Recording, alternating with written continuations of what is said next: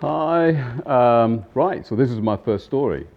Um, I'm working uh, in the very first luxury hotel I ever worked in. And the owner of the hotel is eager for me to not only get one skill, but he wants me to get multiple skills. So I'm spending half the time in the kitchen, half the time in the front of house, and it's my second job in the industry. And I ended up doing the same in my very first job. But he's eager because he wants me to learn management, to actually sort of get management training. So I'm in mid management training. I've been there now for about a year and a half or something like that. And it was Saturday night, and we receive a call from another hotel, and this hotel says, "Hey, we have two guests that would like to come and dine at your place. Do you have a table?" And it was quite late. Reception came through, and they said, "Hey, can you?" They come through to the hotel number.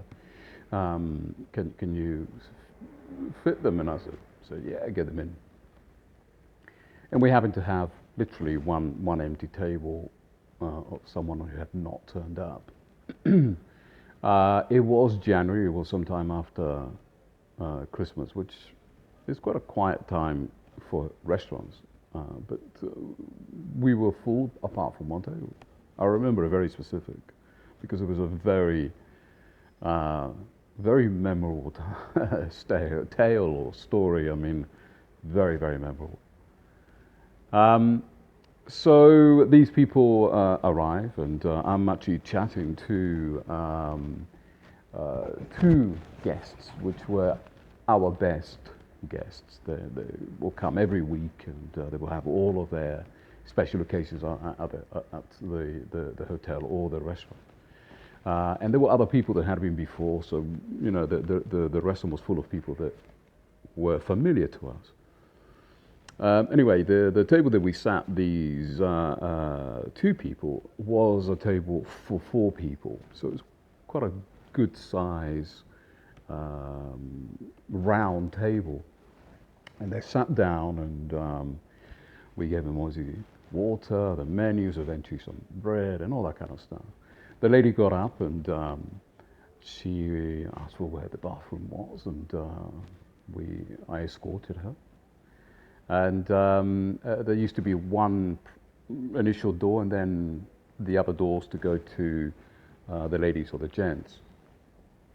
And no sooner that she went in there, within, I don't know, it must have been 10 seconds, she comes through and opens the first door, which goes into the back of the restaurant. And she says, "Hi, hi, excuse me, can I give you this?" And she gives me something in my hand, and she goes, "Just don't open it, go and give it to the gentleman and, on my table." And I said, "Okay." So I could feel that it was silky, and it was, let's just say, a familiar feeling. Though, I mean, I was about 21 years old. And I arrived to the gentleman's table, and I said, "Hi, sir, the lady has asked me to give you this." I gave you that. And he went on and fully opened it. And of course, as you can imagine what it was, I thought that I knew what it was, and it was underwear. It was a thong. Actually, a thong is it doesn't do it justice, because there's more material in dental floss than there was in this thing. But he opened in full view of everybody in the restaurant, but no embarrassment, no anything, and he's like very pleased with himself. So as I'm going back up the restaurant, the lady's coming out of the bathroom, and we go past each other, and she sees me, and she gives me a good grin and winks at me, and like, "I got you," kind of thing. And I thought, well, lovers, I didn't think much of it, and eventually they ordered their first, they ordered their food, and they had their first course served. And while they're having the amuse bouche, and so on. They're very giggly, they're very whatever. And when you hear like certain things, oh, what here? Huh? You know, and everyone in the restaurants, there's a bit of a buzz going around the restaurant because of this very electrifying couple. And basically, we go off and this to get the starter. We get the starters, which, by the way, I'm actually helping to plate as well. The kitchen was under pressure. And I'm sort of, we arrive, we serve the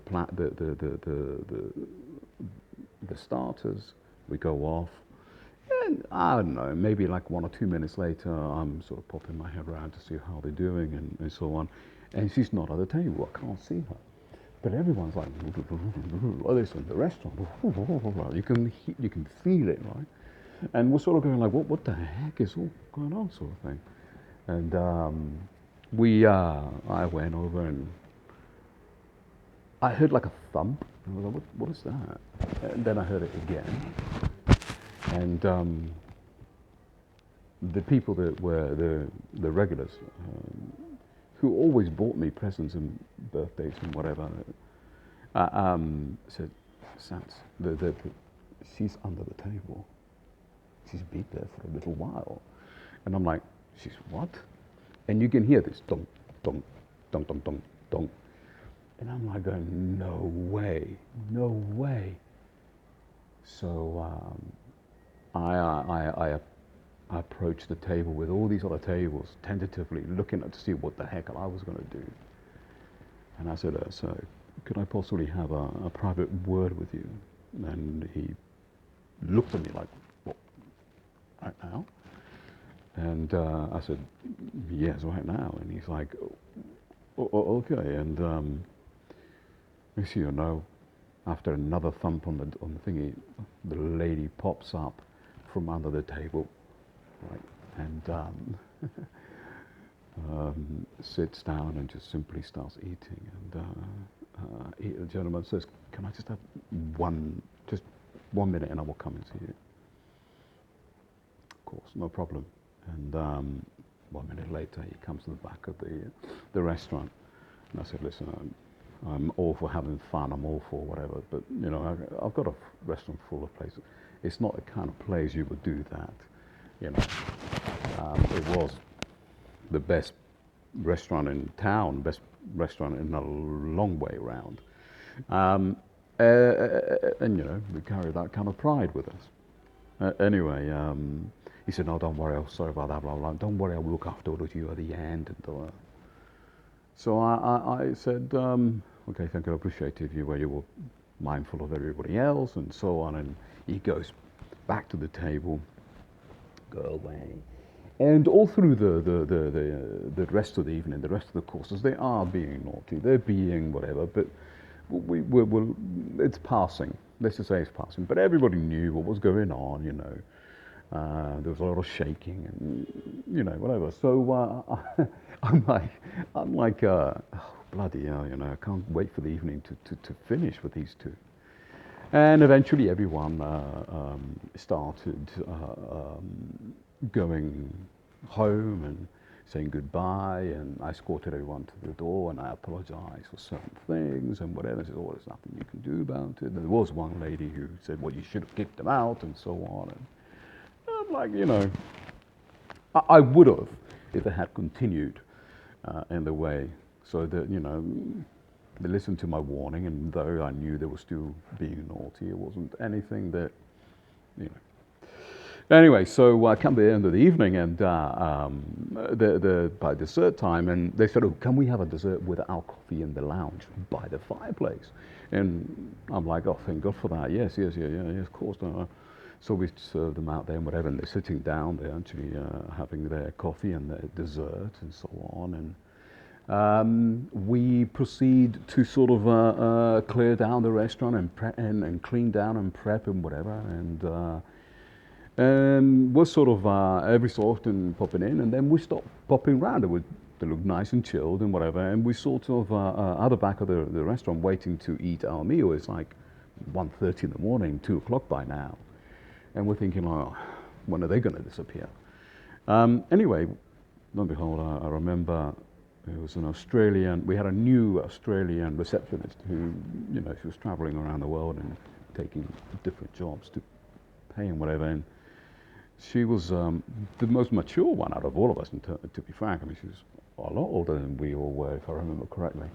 But she comes through, she goes, you don't believe what's going on. And I'm like, what's happening? And she goes like, they're only completely naked, starkers, in front of the fire with all the clothing on the floor, like using it like rugs and whatever, and they're only bunking. I mean, they're actually going at it. And I'm going, I don't be ridiculous, I wouldn't do that. So as I'm saying that, I'm walking down the restaurant, and the restaurant doors that go to the lounge, they were glass doors. And I'm like, oh my God, they actually were bonking. I mean, like bonkety bonk. And I'm like, oh my God. So I had to gather myself. And I said to the receptionist, I said, listen, is everyone in? Is everyone go back to their rooms? He goes, no, that family that went to the wedding, the ones that are taking 4 or 5 bedrooms, we're waiting for them to arrive. They should be back soon, because they told us about between 2 and 3 o'clock that we'd be back, so we can tell the night manager, night porter, and so on. And I'm going like, oh no. Now the way that this hotel was set up is you will come through the entrance, reception, and then you're basically in the main lounge, and then from the main lounge you can go up to your bedroom, so you could go to the restaurant or the bar or whatever. And I'm like, well, so now I'm walking up to the fireplace with these two are having a jolly good time, and literally while they're going at it, I have to and remember, I'm 21 years old, I'm a little whippersnapper, and they sort of half stopped, and I said, like, I need you to put your clothes on, and I need you to leave, pay your bill, and I need you to leave. And as I'm saying that, they disengage and stop doing this, and he comes up for air and boing, that kind of thing, and he's like standing complete starkers in front of me, all jolly and happy about himself, and he says, oh, okay, can you call the hotel that I'm staying at and ask them to send a car, because they told us they will send a car at any time. And I went, oh, okay. Now, as they're getting dressed and whatever, the people who were due to arrive are now arriving. And I said to him, just talk to them, just talk to them, right?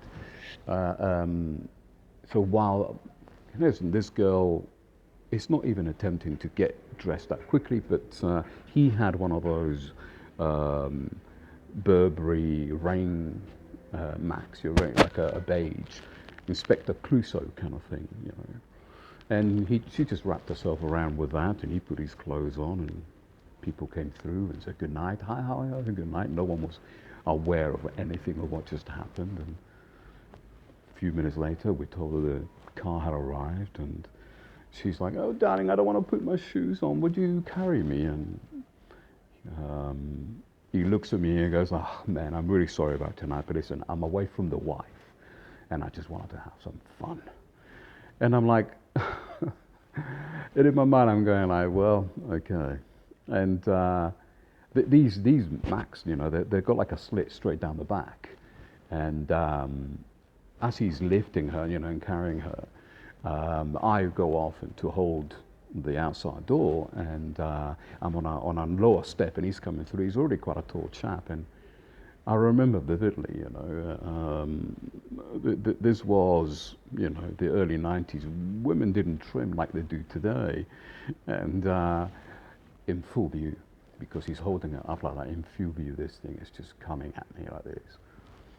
And like a young 21-year-old, I just went, you know what, I'm going to take a good look. It's not like she's shy.